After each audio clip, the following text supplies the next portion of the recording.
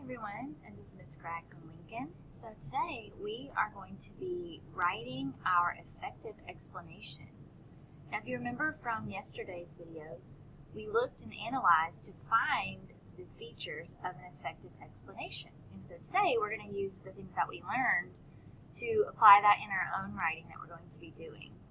So a couple of things that you might want to have with you. You'd have the text Brainy Birds with you because we're going to go back and look at that. And you'll also need the paper that you did earlier in the week. It says Task 1.2, and it was called Why Scientists Think Ravens Are Intelligent. So make sure you have that to look at. We're going to use that today to help us in our writing. So let's think about applying what we've learned. So if you remember the parts of an effective explanation, so it starts with a topic or an idea, and it introduces it. Then we have evidence or examples. And lastly, we want to finish up with a concluding statement. So those are the things that we want to make sure that we put in our writing today. So I'm going to be modeling today an example of an effective explanation, and then you're going to be working on one as well. Excuse me. So if I'm looking back at my chart from 1.2 in the categories of intelligence, then I am going to find something that I think is worth writing about today. So I found one of the categories that we had talked about was communication, and that's something that I would like to write about today. So I need to think of a sentence that can help me introduce communication. So my beginning sentence needs to have something to do with communicating. So let me think. So if I'm thinking about ravens and how they are intelligent or smart, then I may say the ability to communicate is one way that ravens show their intelligence. So that will be my beginning, my topic. And so I'm going to move over and write that down. So let's see. The ability to communicate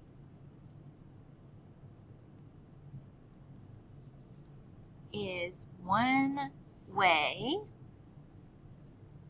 ravens show their intelligence.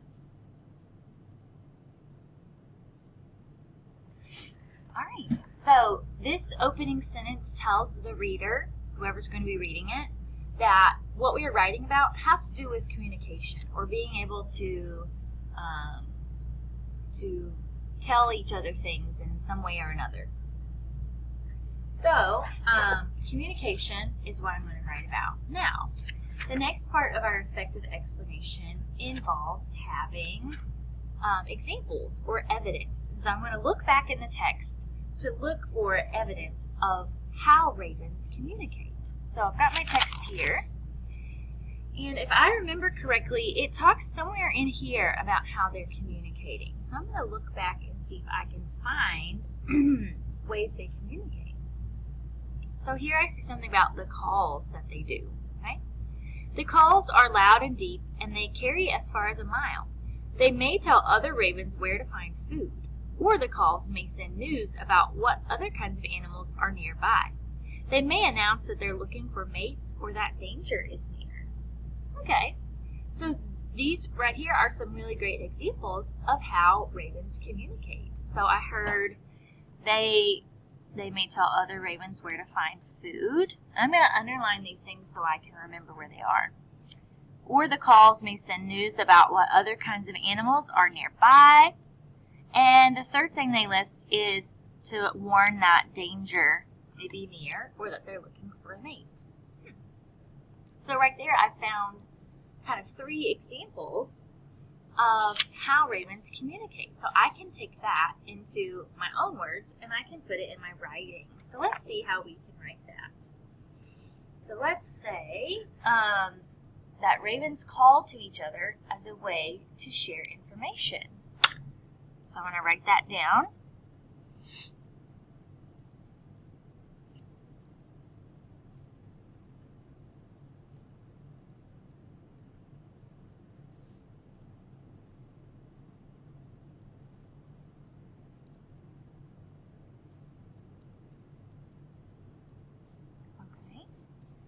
So that's one way that they communicate and they share information.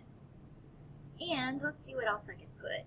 It mentioned in the text that they let other ravens know where to find food, what animals are nearby, and if there may be danger. So let me write that down.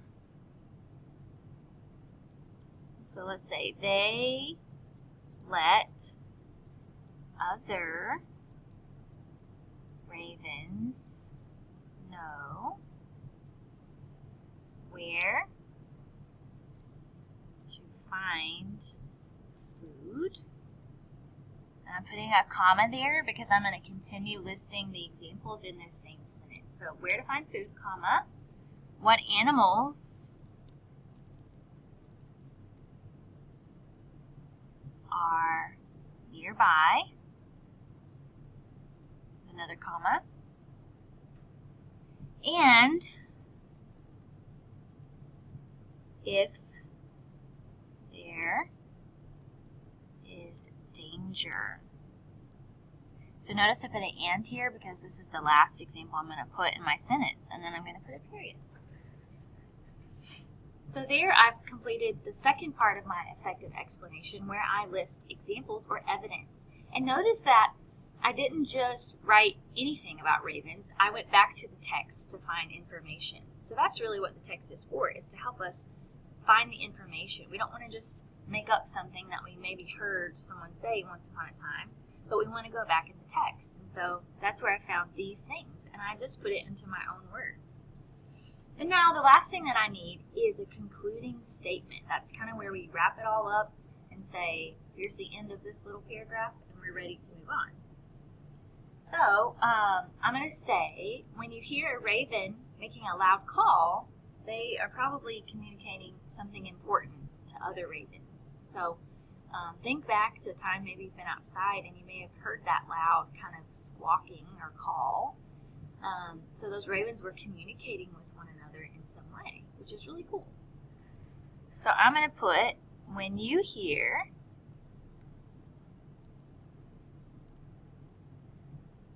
a raven making a loud call, they are probably communicating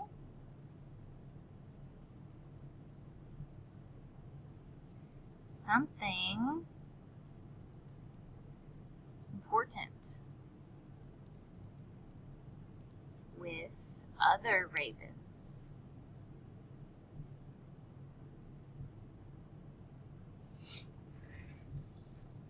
All right.